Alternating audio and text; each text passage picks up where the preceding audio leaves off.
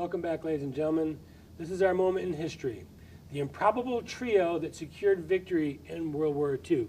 Very improbable trio when you bring up these names. It's unbelievable when you think about it, but thank God it happened. Roosevelt, Churchill, and Stalin.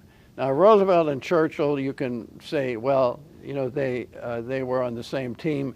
Roosevelt was an Anglophile, but Britain was held together by Churchill. Without Churchill, England would have fallen to the Nazis, just like France. They became the aircraft carrier that we needed to launch our second front. Stalin, without the Russian army, we would not have won.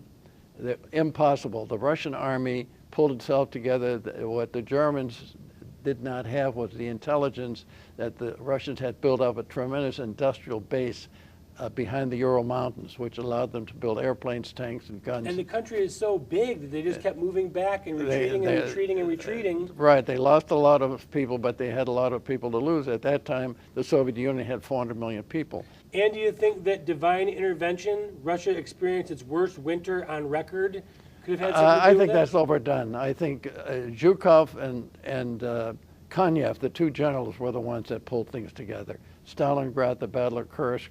I know that war.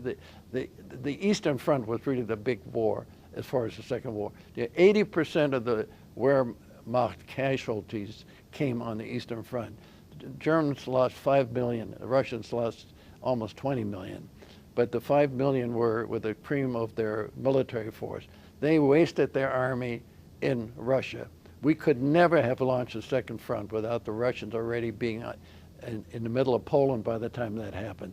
So the very fact that Roosevelt, and I give Roosevelt credit, he was a conniver, he was a manipulator, but he realized that if we don't support Russia, the game's over. Churchill understood that. He was an anti-communist, but he did understand that he had to cooperate with Stalin. And he figured, let's fight our other battle after the war is over. That's how we won the Second War. The improbable trio that secured victory in World War II. And they were smart enough to park their antagonisms and work together.